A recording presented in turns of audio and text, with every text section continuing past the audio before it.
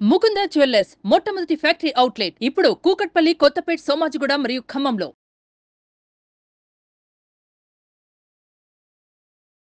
నమస్తే, welcome to Suman TV. నేను మీ Suman TV Usha. Jani master specially 2 days నుంచి మనం చూసుకుంటే ఈయనకు సంబంధించి ఒక న్యూస్ మనం వింటూ ఉన్నాము. ఒక మహిళ రాయదుర్గం పోలీస్ స్టేషన్కి వెళ్ళి తనపైన ఎఫ్ఐఆర్ ఫైల్ చేయడం కూడా మనం వింటూ ఉన్నాము. నా పైన అబ్యూస్ చేశారు, బెదిరించారు అని కొన్ని వర్డ్స్ కూడా మనకు బయటికి రావడం జరిగింది. దీనికి సంబంధించిన పూర్తి సమాచారం ఏంటి, అండ్ దాంతోపాటు ఎఫ్ఐఆర్కి సంబంధించి ఏ విధంగా ముందుకెళ్తుంది, కోర్టు దీన్ని ఏ విధంగా చూసే అవకాశం ఉందన్న వాటిపైన హైకోర్టు అడ్వకేట్ రవీంద్రనాథ్ గారు ఉన్నారు. ఆయన అడిగి తెలుసుకుందాం. నమస్తే రవీంద్రనాథ్ గారు. నమస్తే మౌష. సడన్గా 2 రోజుల నుంచి మనం వింటూ ఉన్నాము ఈ న్యూస్కి సంబంధించి ఎఫ్ఐఆర్ ఒకటి ఫైల్ అవ్వడం జరిగింది. పోలీసులు మాట్లాడుతుంటే కూడా మనం వింటూ ఉన్నాము. నా పైన అబ్యూస్ చేశారని అమ్మాయి ఆరోపించడం జరిగింది, అండ్ బెదిరించారని కూడా ఆరోపించారు, అండ్ తన వైఫ్ కూడా బెదిరించిందన్న వార్త మనం నిన్న ఈవినింగ్ విన్నాము. దీనికి సంబంధించిన పూర్తి సమాచారం ఏంటి, దీన్ని ఏ విధంగా కోర్టు చూసే అవకాశం ఉంటుంది అంటారు, ఈయన కేసు నుంచి ఏ విధంగా బయటకు వచ్చే ఛాన్సెస్ ఉన్నాయి అసలు? లైంగిక వేధింపులు, లైంగిక అఘాయిత్యాలు, అత్యాచారం ఇట్లాంటిది మహిళల మీద సంబంధించి కొన్ని ప్రత్యేకమైన సెక్షన్స్ కూడా ఉన్నాయి. ఈ మహమ్మద్ జానీ పాషా ఎవరైతే కొరియోగ్రాఫర్ ఉన్నారో ఇతనికి సంబంధించి ఒక 0 ఎఫ్ఐఆర్ని రాయదుర్గం పిఎస్లో నమోదు చేయడం జరిగింది. ఆ ఎఫ్ఐఆర్ కాపీ కూడా మనం ఆల్రెడీ వేస్తున్నాం లైవ్లో. అయితే ఈ ఎఫ్ఐఆర్లో ఒక మహిళ ఇతన్ని ఆరోపిస్తూ అతను తన మీద లైంగికంగా దాడి చేశాడని ఒక నెరేట్ చేసింది తన స్టోరీ టోటల్గా అమ్మాయి. అయితే మనకున్నటువంటి లీగల్ రూల్స్ ప్రకారం అమ్మాయి యొక్క పేరుని రివీల్ చేయకూడదు బేసిక్గా.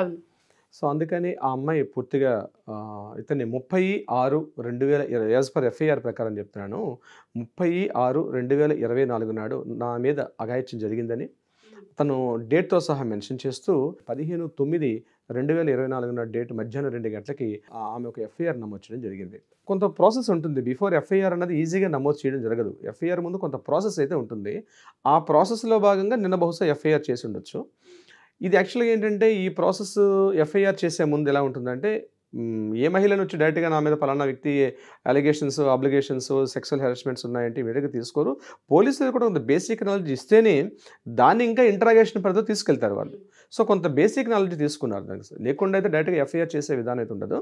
బయట రకరకాల రూమర్స్, వార్తలు అవన్నీ కోర్టు అవన్నీ పరిగణలోకి తీసుకోదు. సో ఎఫ్ఐఆర్ ఏం చేశారు, 0 ఎఫ్ఐఆర్ నమోదు చేశారు. 0 ఎఫ్ఐఆర్ అంటే ఏంటంటే, ఫర్ ఎగ్జాంపుల్ మనం ఒక పోలీస్ స్టేషన్కి వెళ్ళి ఒక కంప్లైంట్ ఇద్దాం అనుకుంటే మీరు మా పోలీస్ స్టేషన్ పరిధిలో లేదు, మీరు పలానా పోలీస్ స్టేషన్కి వెళ్ళమని చెప్తారు. సో 2018లో వచ్చేటువంటి కేంద్ర ప్రభుత్వ చట్టాల ప్రకారం ఎలా మారిందంటే, మనం ఎక్కడైనా ఎఫ్ఐఆర్ నమోదు చేసుకోవచ్చు. ఎక్కడ కంప్లైంట్ చేసినా పోలీసులు తీసుకొని కంప్లైంట్ నమోదు చేసుకొని ఏ పోలీస్ స్టేషన్ పరిధిలోకి వస్తుందో ఆ పోలీసులు దాన్ని ఫార్వర్డ్ చేస్తారు. This is called 0 FIR. So ఈమె రాయదుర్గం పిఎస్లో ఈవిడ కంప్లైంట్ చేయడం జరిగింది. బట్ ఈవిడ ఉన్నటువంటి పరిధి అంతా కూడా నార్సింగ్ పోలీస్ స్టేషన్ పరిధి వస్తుంది కాబట్టి నార్సింగ్ పోలీస్ స్టేషన్లకి ఇది ఫార్వర్డ్ చేయడం జరిగింది. సో ఇదంతా ఇట్స్ కాల్డ్ 0 ఎఫ్ఐఆర్ అనే టెక్నాలజీ ప్రకారం నేను చెప్తున్నాను. సో తను ఏదైతే అబ్యూజ్ చేసినట్టు తన మీద ఎలా చేసిన విషయాన్ని కూడా ఆవిడ నెరేట్ చేసింది. అందులో ఉన్నటువంటి ఎఫ్ఐఆర్లో ఆవిడ ఏదైతే కంప్లైంట్ చేసిందో దాని యొక్క నేను స్టోరీ చెప్తాను. ఈమె ఇన్ ద ఏజ్ ఆఫ్ 16 ఏళ్ల వయసు ఉండేటప్పుడు ఈ జానీ మాస్టర్ గారితో ఒక టెలివిజన్ షోలో తను ఒక పార్టిసిపేట్ చేసిందని, ఇప్పుడు అమ్మాయి వయసు 21, 22 ఇయర్స్, 23 మధ్యలో ఉన్నట్టుగా తెలుస్తుంది. 16 ఏళ్ల వయసులోనే తనకి ఒక టెలివిజన్ షోలో బాగా టాప్గా ఉండేటప్పుడు దీనికి సంబంధించి ఈవిడికి జానీ మాస్టర్ దగ్గర నుంచి ఒక ఆఫర్ వచ్చింది. అంటే వాళ్ళ స్టాఫ్ నుంచి ఒక ఆఫర్ వచ్చింది, ఒక అసిస్టెంట్ కొరియోగ్రాఫర్గా జాయిన్ అవ్వమని చెప్పేసి రావడం జరిగింది. సో నేను దానికి యాక్సెప్ట్ ఇస్తూ నేను వెళ్ళడం జరిగింది. దీని తర్వాత ఈయన కంటిన్యూ షోస్లో నన్ను అసిస్టెంట్ కొరియోగ్రాఫర్గా పెట్టుకున్నారు. నేను ఫస్ట్ టైం బాంబే వెళ్ళాను. బాంబే వెళ్ళేటప్పుడు ఒక హోటల్లో మా పేరెంట్స్ అప్పుడు రాలేదు, మా మదర్ అంటే నాకు కావాలని వీళ్ళు చేశారు, టికెట్స్ లేదని, అకామిడేషన్స్ లేవని చెప్పి కేవలం నాకు మాత్రమే సింగిల్గా ఒక టికెట్ చేయడం జరిగింది. నేను వెళ్ళేటప్పుడు నేను బాంబే హోటల్ రూమ్లో ఉండేటప్పుడు నా మీద జానీ మాస్టర్ గారు ఒక నైట్ టైం వచ్చి నన్ను చాలా అత్యాచారం ప్రయత్నం చేశారు. బట్ నాకున్నటువంటి అంటే ఏమీ చేయలేని పరిస్థితులు నేను కోఆపరేట్ చేశాను. ఆ టైంలో చేయాల్సిన పరిస్థితి వచ్చింది నాకు. అంతేకాకుండా ఈ విషయం బయట ఎక్కడని చెప్తే నేను ఖచ్చితంగా నిన్ను చంపేస్తానని చెప్పి బెదిరించారు ఆయన నాకు. సో నేను అక్కడి నుంచి ఉండడం జరిగింది. బట్ నా ఏజ్ కూడా అది ఇంకా అప్పటికి 16 ఇయర్సే. సో ఇంకా అప్పటి నుంచి నేను కంటిన్యూ నాకు ఆ ఫ్యాషన్ ఇండస్ట్రీ, నాకు కొరియోగ్రఫీ చాలా ఇష్టం కాబట్టి నేను ఆయనతో ట్రావెల్ చేస్తూ ఉన్నాను ఆయనతో పాటు. అక్కడ నుంచి ముంబై, అలాగే చెన్నై, హైదరాబాదు, బెంగళూరు నేను ఆయనతో పాటు ఖచ్చితంగా తిరుగుతున్నాను. ఇంకా ఎక్కడికి వెళ్తున్నా అవుట్ స్టేషన్కి వెళ్ళేటప్పుడు మా పేరెంట్స్ నాతో రాకుండా టికెట్స్ లేవని, అకామిడేషన్స్ లేవని నేను ఎప్పుడు కట్ చేస్తూ పెడుతున్నారు. సో నేను వెళ్తున్నాను, ప్రతి చోట నన్ను ఇలా ఆయన నాతో ఫిజికల్గా నా మీద ఆయన అబ్యూజ్ చేస్తూ ఉన్నారు. ఈవెన్ హైదరాబాద్లో నేను మా ఇంట్లో ఉండేటప్పుడు కూడా చాలాసార్లు మిడ్ నైట్ రావడం నా మీద చేయడం జరిగింది. సో ఈ హెరాస్మెంట్ తట్టుకోలేక ఈరోజు నేను కంప్లైంట్ చేయాల్సి వచ్చిందని చెప్పి ఆవిడ ఎఫ్ఐఆర్ రిపోర్ట్లో మెయిన్ కీ పాయింట్స్ చెప్పారు. దీంతోపాటు మరొక కీ పాయింట్ ఏంటంటే, నేను వాళ్ళ కమ్యూనిటీలకు మారితే డెఫినెట్గా నన్ను మ్యారేజ్ చేసుకుంటాను, ఖచ్చితంగా చేయమని చెప్పడం జరిగింది. అయితే ఈ ప్రక్రియలో మొత్తం ఈ నా మీద చేస్తున్నటువంటి ఏదైతే అటాక్స్ కానీ, అబ్యూజ్ చేసే అసాల్ట్ చేసే విషయంలో ఈయన నా మీద దాడికి కూడా ప్రయత్నించిన సంఘటనలు చాలా ఉన్నాయి, నన్ను బెదిరించారు అని చెప్తూ ఇవంతా ఆవిడ చెప్పడం జరిగింది. ఇది యాక్చువల్గా ఎఫ్ఐఆర్లో ఉన్నటువంటి నేరేషన్ చేసిన స్టోరీ నేను మీకు చెప్తున్నాను ఉషా గారు. సో దీన్ని దృష్టిలో పెట్టుకుని పోలీసులు ఏం చేశారంటే సెక్షన్ 376(2)(n) అంటే ఇది రేప్ అనే సెక్షన్ కిందకు వస్తుంది. రేపు కూడా కాదు, 376 ఇస్ ద రేపు, 376(2)(n) అని దేని కిందకు వస్తుందంటే, ఒక వ్యక్తి ఒకే అమ్మాయి మీద కంటిన్యూస్లీ ఆమెని టార్చర్ చేస్తూ అబ్యూజ్ చేస్తూ ఉంటే ఈ సెక్షన్ వర్తిస్తుంది. ఈ సెక్షన్ చాలా పవర్ఫుల్ సెక్షన్. ఎలా అంటే, ఈ సెక్షన్ కింద నమోదైనటువంటి ఒకవేళ నేర నిరూపణ జరిగితే పూర్తిగా ఫైనల్గా అప్ టు 10 years జైలు శిక్ష విధించవచ్చు. ఇంకా క్రిటికల్గా క్రూయల్గా ఉన్న పక్షం ఎవిడెన్స్ బలంగా ఉన్నట్లయితే ఇతనికి మరణదండన కూడా విధించే అవకాశం ఉంటుంది ఈ సెక్షన్ యొక్క దీనికి సంబంధించి. సెక్షన్ 376 అన్నటువంటి ఒక సెక్షన్ వేయడం జరిగింది. నెక్స్ట్ 506 వేశారు. 506 సెక్షన్ కూడా చాలా పవర్ఫుల్లే. అది కూడా క్రిమినల్ ఇన్హిబిటేషన్ అంటారు దాన్ని, యాక్చువల్గా ఇంటిమిటేషన్ అంటారు యాక్చువల్గా. ఇది చాలా పవర్ఫుల్. అంటే ఏంటంటే బెదిరింపు చేయడం. 506 అనేది అంటే బెదిరించడం అంటే ఇందులో 2 రకాల బెదిరింపులు ఉంటాయి. అంటే మామూలుగా బెదిరించడం, తీవ్రంగా బెదిరించడం. మామూలు బెదిరింపు అంటే నేను అంత చూస్తా, నా పని చేయకపోతే బాగుండదు, ఇట్లా దిస్ కాల్డ్ బెదిరింపులు. దీనికి కూడా నేను చెప్పినట్టు వినకపోతే నీ అంత చూస్తా ఇట్లా. అది తీవ్రమైన బెదిరింపులు. నువ్వు కానీ నా పని నేను చెప్పినట్టు నువ్వు చేయకపోతే నేను చంపేస్తా, నీ ఇల్లు తగలబెడతా, నీ ఆస్తులు స్వాధీనం చేసుకుంటా, లేకపోతే మొత్తం నీ మీద నేను చేసిన అన్ని కూడా మొత్తం నేను సోషల్ మీడియాలో పెడతా, ఇగో నా దగ్గర మొత్తం ఇన్ని ప్రూఫ్స్ ఉన్నాయి, నీ ఎంత చూస్తా, నిన్ను చంపేస్తా అని తీవ్రమైన పదజాలంతో చేసేదని 506లో 2 సెక్షన్స్ ఉంటాయి. అయితే అక్కడ ఆబ్లిక్స్ ఏం పెట్టలేదు, 506 అన్నారు. దీనికి కూడా నేర నిరూపణ అయితే ఖచ్చితంగా అప్ టు 10 years జైలు శిక్ష ఉంటుంది. కానీ సామాన్య బెదిరింపులు అయితే మాత్రం 1 to 3 years వరకు మాత్రమే బెదిరింపులు ఉంటాయి. తీవ్ర బెదిరింపులు అయితే అప్ టు 10 years వరకు కూడా చేసే విధంగా ఉంటుంది. ఇది ఒక సెక్షన్. ఇక మూడోది ఏం పెట్టారంటే సెక్షన్ 323 అని పెట్టారు. సెక్షన్ 323 దేని చెప్తుందంటే, 323 ప్రకారం ఏదైనా పదునైన ఆయుధం, ఒక కత్తి కానీ, ఒక తుపాకీ కానీ, లేకపోతే ఏదైనా ఆయుధంతో బెదిరించడం, నేను చంపేస్తా, నిన్ను పొడుస్తా అని హత్య అని అంటే ప్రయత్నించడం అనమాట.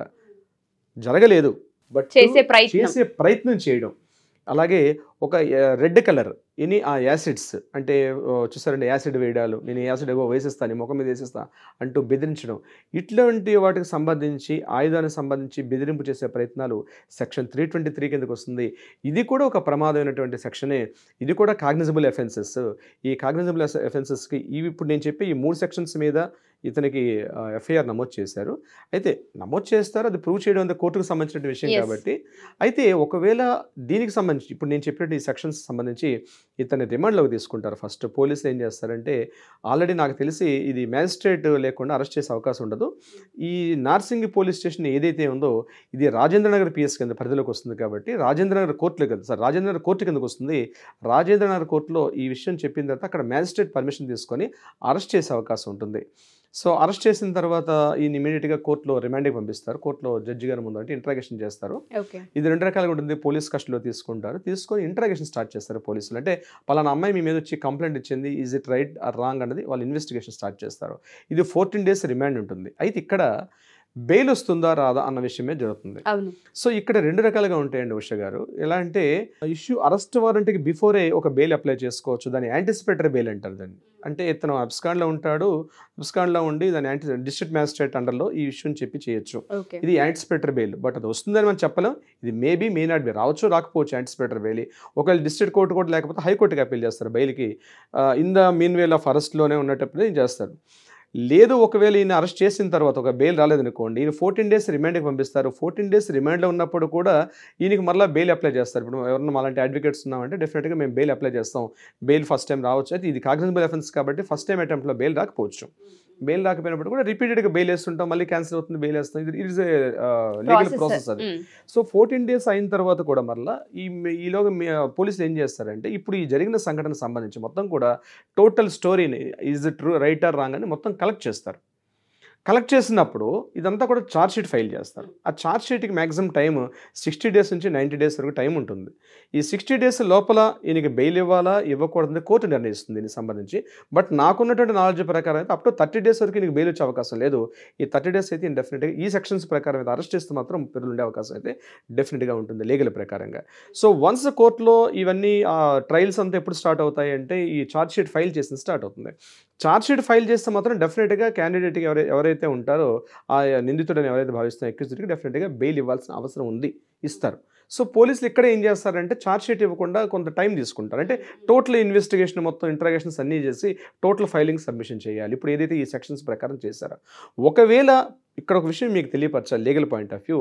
పోలీసులు ఇప్పుడు ఏదైతే ఎఫ్ఐఆర్ నమోదు చేశారో ఇవి కరెక్ట్గా అనుకున్నట్టుగా లేదనుకోండి, ఒకవేళ మాలాంటి అడ్వకేట్స్ కానీ మనం సంప్రదించినట్లయితే మేము ఒకవేళ లేకపోతే డైరెక్ట్గా పోలీసుల మీద మనం డ్యామేజ్ షూట్ వేస్తాం.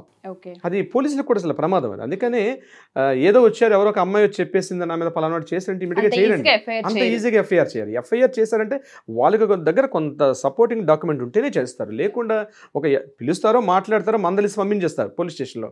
ఎఫ్ఐఆర్ దాకా వెళ్ళిందంటే సమ్ బేసిక్ ఎవిడెన్సెస్ ఉంటేనే చేస్తారు. ఇట్స్ ప్రైమరీ నాలెడ్జ్ అని చెప్తున్నాను. సో ఈ విషయానికి సంబంధించి అయితే కొంత వాళ్ళ దగ్గర ఉండొచ్చు అని నేను అనుకుంటున్నాను, లేకపోతే వాళ్ళ డ్యూటీకి ఇబ్బంది అక్కడ డ్యామేజ్ షూట్. సో మీరు అన్నట్టుగానే ఎఫ్ఐఆర్కి సంబంధించి కనుక చూస్తే వీటిని ఏ విధంగా కోర్టు ఇన్వెస్టిగేషన్ చేస్తూ ఉంటుంది, ఎంక్వైరీ ఏ విధంగా జరిగే అవకాశం ఉంటుంది అంటారు? ఎందుకంటే మీరు చెప్పినవన్నీ కూడా చాలా బలంగా కనిపిస్తూ ఉన్నాయి సెక్షన్స్, ఆ రూల్స్ కనుక మనం చూస్తే. సో ఇప్పుడు ఎవరైతే విక్టిమ్ ఉన్నారో ఆవిడ ఏ విధంగా ముందుకెళ్ళే అవకాశం ఉంటుంది అంటారు, ఇన్వెస్టిగేషన్ ఏ విధంగా జరిగే అవకాశం ఉంటుంది అంటారు? ఫస్ట్ ఈమెని హోమ్కి పంపిస్తారండి అమ్మాయిని.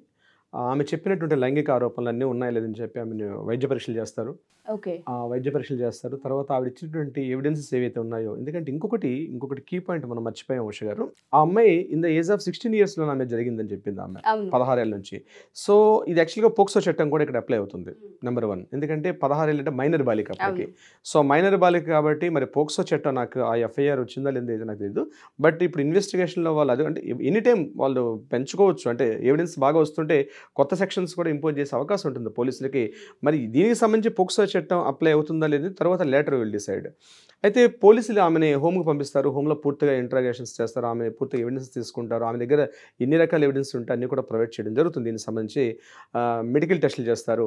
ట్రయల్స్కి వెళ్ళడానికి మీకు నాకు తెలిసి ఈ కేసుకి అయితే ట్రయల్స్కి వెళ్ళడానికి అట్లీస్ట్ 1 year పడుతుంది. 1 year పడుతుంది. బిఫోర్ 1 year ఇమీడియట్గా కోర్టు కమాన్ రా అని చెప్పి ట్రయల్స్ పిలిచే అవకాశం ఉంది. ఎందుకంటే పోలీసులు ఛార్జ్ షీట్ ఫైల్ చేయాలి, ఛార్జ్ షీట్ ఫైల్ చేసిన వీళ్ళు కౌంటర్ పాయింట్ అయ్యాలి, డబ్ల్యూఎస్ వేయాలి, రిటర్న్ స్టేట్మెంట్స్ వేయాలి, కొంత బిఫోర్ ట్రయల్స్ కొన్ని లీగల్ ప్రాసెస్ ఉంటుంది.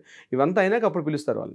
ఓకే, సో మీరు అన్నట్టుగానే ఈ కేసుకి సంబంధించి కనుక చూస్తే చాలా విషయాలు మాట్లాడుకోవాల్సిన అవసరం ఉందని తెలుస్తుంది. లీగల్ నాలెడ్జ్ కూడా చాలా అవసరం ఆడియన్స్కి. ఎందుకంటే ఇవాళ రేపు చాలా వాటిపైన అవగాహన లేకనే చాలా వాటికి విక్టిమ్స్ అయిపోయి బాధితుల్లా మిగిలిపోతూ ఉన్నారు. ఎస్పెషల్లీ జానీ మాస్టర్ కేసుకి సంబంధించి ఫర్దర్గా ఏ విధంగా ఇన్వెస్టిగేషన్ జరుగుతుంది? ఇక్కడ మరొక విషయం వర్ష గారు, ఈ ఇష్యూ ఎప్పుడైతే ఎఫ్ఐఆర్ నమోదైందని తెలియగానే నిన్న పార్టీ నుంచి కూడా ఆయనకి సస్పెండ్ చేశారు. అలాగే టీఎఫ్సిసి అంటే తెలంగాణ ఫిల్మ్ కొరియోగ్రాఫర్కి ప్రెసిడెంట్ అని కూడా అవును, టీఎఫ్సిసి కూడా ఈరోజు దాన్ని ఇనిషియేటివ్గా తీసుకున్నారు. దాన్ని టీఎఫ్సిసి అంటే chamber of commerce, film chambers of commerce కూడా ఈ లెటర్ని తీసుకున్నారు. ఇంకొకటి అంటే ఉమెన్ సేఫ్టీ వింగ్ WSW అంటారు. ఆవిడ షికాగో ఈజ్ డీజీపీ ఆవిడ president. Women safety wing WSW అని ఒక విభాగం ఉంది, మహిళా విభాగం. ఆ మహిళా విభాగం నుంచి వీడికి వచ్చింది. యాక్చువల్లీ కంప్లైంట్ చేసిన తర్వాత ఇమీడియట్గా కంప్లైంట్ తీసుకోలేదు. దీని వెనకాల ఒక మహిళా సంస్థ కూడా వచ్చి వీటితో కోఆపరేట్ చేశారు. సో ఈవిడ ఫస్ట్ అక్కడ కూడా వెళ్ళారు, ఉమెన్స్ వింగ్ కూడా వెళ్ళి మాట్లాడడం జరిగింది. సికాగోయల్ గారు కూడా మాట్లాడుతున్న ఒక స్టేట్మెంట్ ఇచ్చారు. ఏంటంటే మా దగ్గరికి కొంతమంది వచ్చారు, కొంతమంది సినీ ప్రముఖులు కూడా రావడం జరిగింది.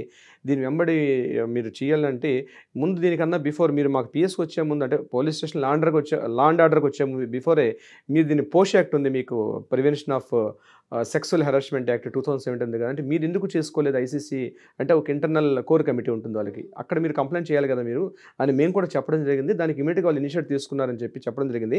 ఎప్పుడైతే సికాగోయల్ గారు స్టేట్మెంట్స్ వచ్చిన తర్వాత టీఎఫ్సిసి వాళ్ళు ఈరోజు మార్నింగ్ సమావేశమై ఇమీడియట్గా దీన్ని కేసుని ఈ పోషో యాక్ట్ ఇంటర్నల్ కోర్ కమిటీ ఏదైతే ఉందో కోర్ కమిటీ నుంచి కూడా మాట్లాడడం జరిగింది. ముఖ్యంగా అంతర్గతంగా ప్రతి సిబ్బందిలో ఉండాలి, ప్రతి ఆఫీసులో కానీ ప్రతి ఎక్కడైతే మహిళలు వర్క్ చేస్తారో ప్రతి ప్లేస్లో కూడా ఒక కోర్ కమిటీ ఉంటుంది. ఆ లైంగిక ఆరోపణలు ఇమీడియట్ డైరెక్ట్ కోర్టుకి వెళ్లకుండా బిఫోర్ ఈ కమిటీకి నిర్ణయించాల్సిన పరిస్థితి వస్తుంది. సో నిన్న వాళ్ళు అది కూడా మాట్లాడడం జరిగింది. సో అంటే ఇవన్నీ కూడా ఎందుకంటే ఎఫ్ఐఆర్ బలంగా ఉంది కాబట్టి ఇమీడియట్గా ఇవన్నీ యాక్షన్స్ జరుగుతున్నాయి. మనం అర్థం చేసుకోవాల్సిన విషయం ఇక్కడ బయట రూమర్గా మనం మాట్లాడుకున్నప్పటికి కూడా ఇవన్నీ బలంగా ఉన్నాయి కాబట్టి బహుశా ఆయనకి యాక్షన్ జరుగుతున్నాయి నేను అనుకుంటున్నాను. బీయింగ్ ఎన్ అడ్వకేట్ వెర్షన్ అని చెప్తున్నా.